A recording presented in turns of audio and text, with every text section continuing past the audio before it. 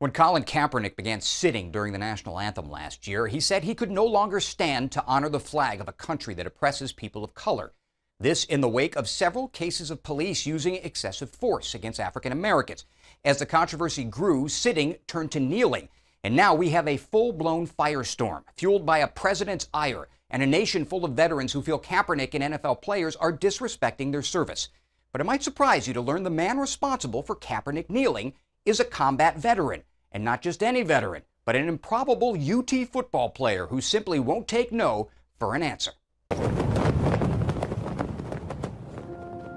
Controversy, rippling like the flag. Around the flag, an NFL quarterback makes a gesture, starts a movement, lights a fuse.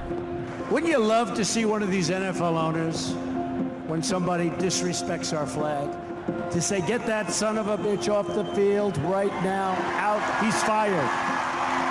He's fired! Nate Boyer couldn't fathom why his favorite team's quarterback, Colin Kaepernick, chose to sit during the national anthem last August. I was angry and hurt, at first to see Colin sitting because I didn't understand why. And that anger born of service to his country, 6 years in the Army, a Green Beret, a man who makes the impossible possible. No is one of my favorite words. Proving people wrong is like become an obsession of mine. And after the Army, Boyer defying no again, not on the battlefield, on a football field. Enrolling at the University of Texas, walking on to the Longhorns, even though he was too short, too slow, and had never played football in his life. Scrambled to find a way on the field via long snapping, the thankless job that nobody wants to do. It seemed nobody wanted to defend Kaepernick for sitting during the anthem, certainly in the military, and certainly not Boyer.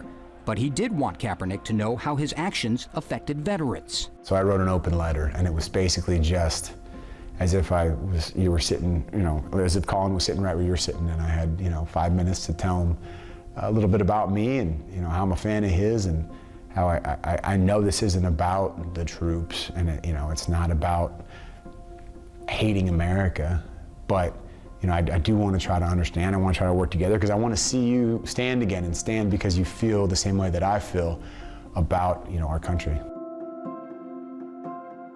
The Army Times published that letter.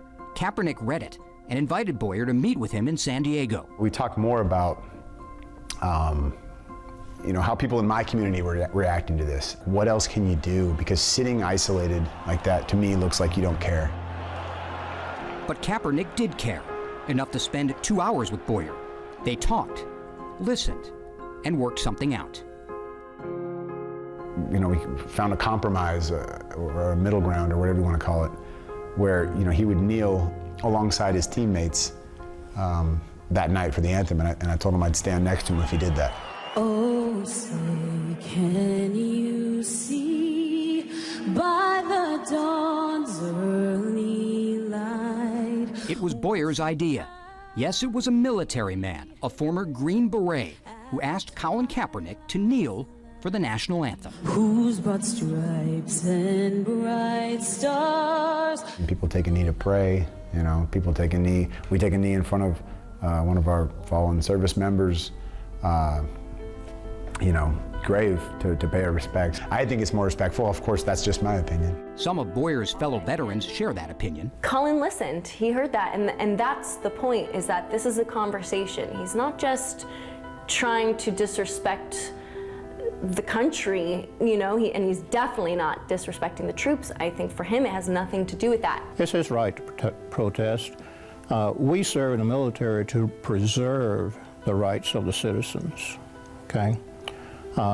And we serve in the military to protect the Constitution of the United States. But for other veterans, especially combat vets, United States Marine Corps Infantry, 8 years, Marine Corps, Recon Marine, 1998. the United States Navy as a Navy SEAL. kneeling for the anthem, that they won't stand for. I'd like him to apologize for everybody, to the country for doing that, to the flag and to the anthem. The consequences of his protest is the disgrace and disrespect of a symbol that represents freedom and unity and all the men that have fought and men and women who fought and died to retain the greatness that America truly has and has always had. The downside of that is a lot of people look at me and blame me for these protests now.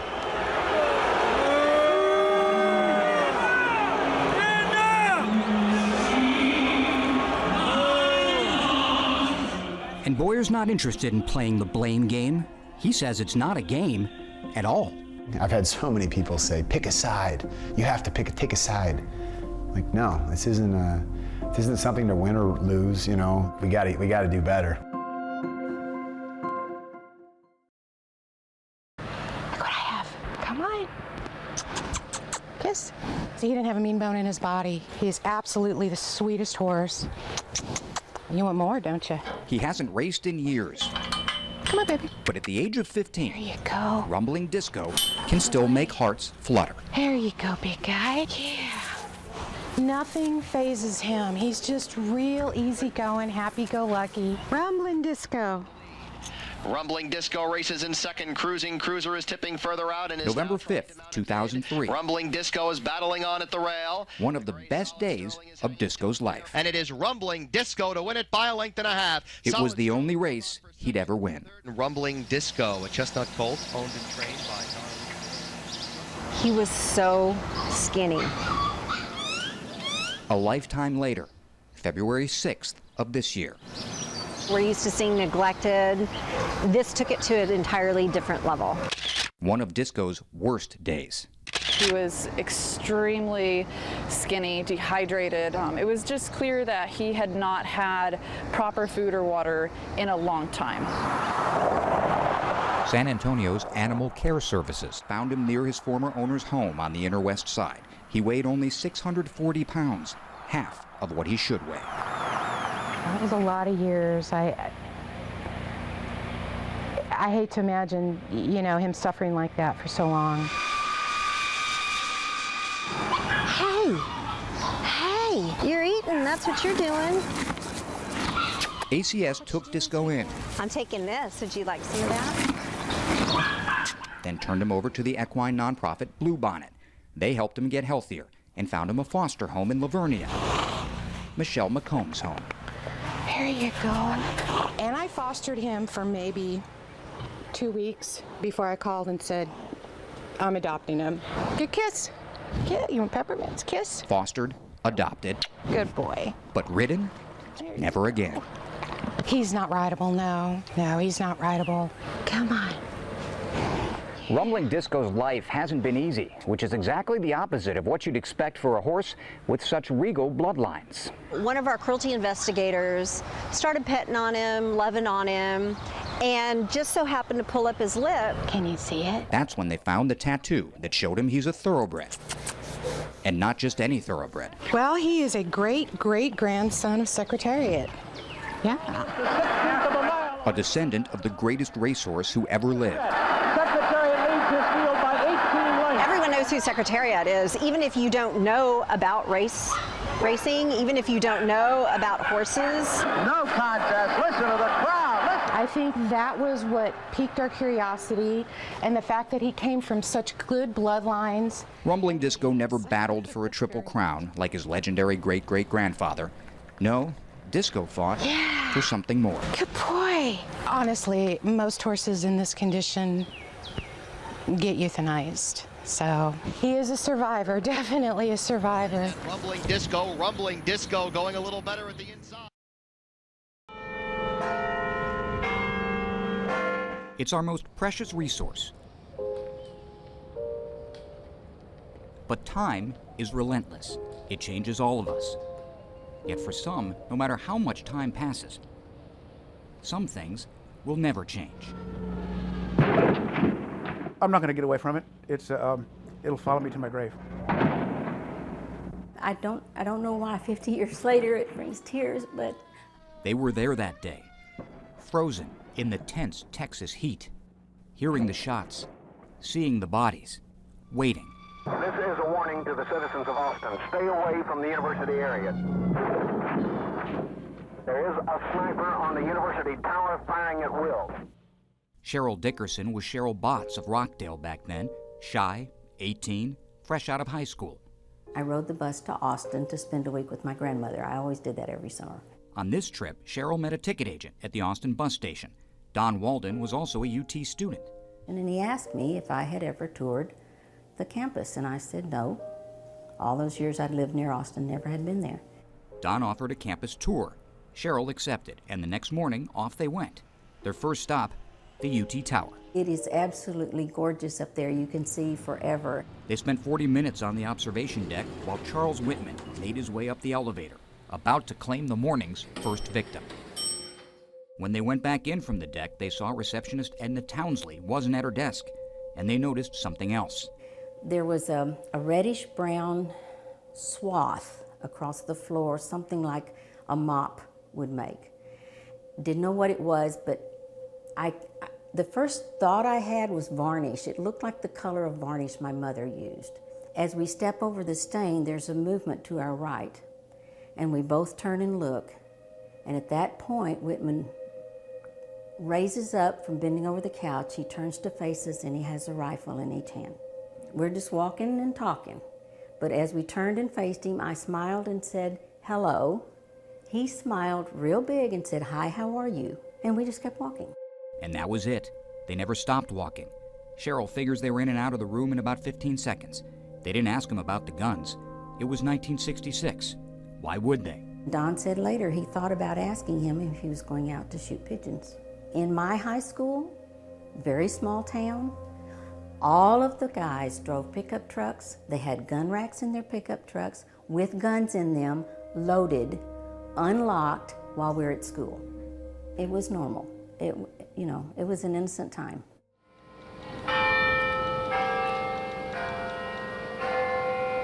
Time. Artley Snuff had plenty that day. Time between his freshman classes. When it happened, I was 17. I was still living at home. I didn't know anything about anything. Artley was playing chess that morning at his friend's apartment, 4 blocks from campus. Just before noon, the radio announcer came on after a song and said that he thought that they thought that somebody was on top of the tower with an air rifle. And we were right nearby, so we jumped up. I remember the chess pieces flying. And they flew to where the action was. Before we got 100 feet onto campus, there was somebody in the street hiding behind a building, yelling, take cover. So they did, on the 3rd floor of Sutton Hall. From there, we could see people lying on the mall. And even from there, I could see that, that Claire was very pregnant. Claire Wilson was an 18-year-old freshman, a Dallas native, the daughter of liberal parents from a conservative town. But politics didn't matter much as Claire lay on the searing concrete, 8 months pregnant, with a bullet in her hip. I felt a huge shock, just a jolt. Wilson and her 18-year-old boyfriend, Thomas Ekman, had just left their anthropology class and were walking on the South Mall when Whitman found his first victim from the tower. I thought I'd stepped on an electric wire. I thought it was an invasion. You know, and the Vietnam War had broken out. It was war, one man's personal war against the demons in his head, and Claire's boyfriend was his next target. I could see him, but he wasn't moving. I knew he was dead. Thomas wasn't the only casualty. Claire felt the baby stop kicking for good, and she figured she was the next one to die. I just thought, this is the end. I thought that really the whole time. I really had no help, no hope. Meanwhile, Artley Snuff and his friend James Love had made their way back down to the ground and took cover behind the old Jefferson Davis statue. It was only about 100 feet from where Claire and all these other people were lying out in the middle of the mall. And I crawled under some hedges that were right next to the statue. And I don't know how long I was in there, but when I got myself back together and crawled out from under the statue, I realized that the people out there did not have the option I did. They were laying on the hot concrete. They were under 100-degree suns. And it became intolerable. It wasn't exactly painful. The heat overruled the pain. My body was just preparing to die. Claire was the only one I saw move, and I was worried that there was a sense of urgency because I thought that the tower shooter could see her move and might shoot her again. So James and I ran out there and picked her up. She was laying in a pool of her own blood. I got her ankles and James got her wrist. And we carried her from there to safety. As we carried Claire away from the tower, I can feel it now. A small cold spot right between my shoulder blades on my spine, and I can feel it about the size of a coin. And I thought that's where I was going to get hit. But Artley made it, and thanks to him and James Love, so did Claire. That minute that he came out, everything changed. Before that, I was all shut down, ready to die. I shouldn't have waited so long. Claire laid out there for an hour because of my cowardice. I tell him that he did it at the right time, that we didn't know how long that was going to last. I believe in getting things done. I believe in not waiting an hour before, if something has to be done, you go and do it. Procrastination is the thief of time. Time might be constant, but it isn't always the same. Sometimes minutes can seem like years. For Austin police officer Ramiro Martinez, 96 minutes was enough. Somebody had to get up there and confront him and neutralize him. And that, I felt, was my job. Martinez was 29, a 5-year veteran of the force. His lieutenant wanted him to work traffic near campus that day, but Martinez ended up on campus, literally in the middle of it all. It sounded like a war. He made his way to the tower and got on the elevator. It was muffled, but you could hear the rifle shots, When Martinez got out near the top, he found Officer Jerry Day armed with a pistol and a civilian, rifle-toting Air Force veteran Alan Crum. Not exactly the reinforcements Martinez was hoping for. I was disappointed, and my God, this was it, this was us. Martinez and Crum started up the stairs to get to the observation deck. Crum looked at me and he said, "Are we playing for keeps?"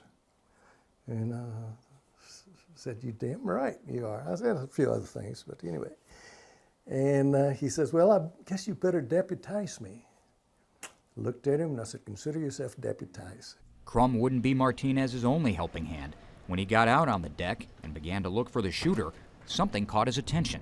I turned around, looked back, and there was Houston McCoy with a shotgun. Houston McCoy, a tall, lanky police officer, made it 2 officers chasing 1 sniper at the top of the tower.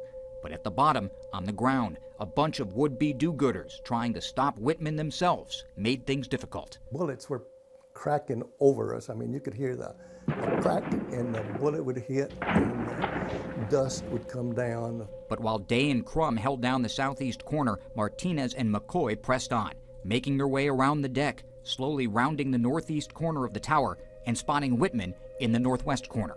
When I fired my first round, I could tell that I had made contact with him because of the impact.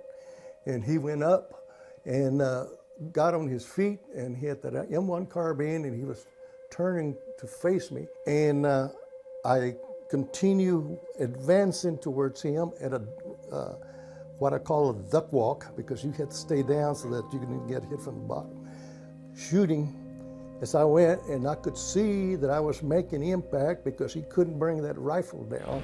Martinez fired from here. McCoy shot 2. Both men connected, and Whitman went down.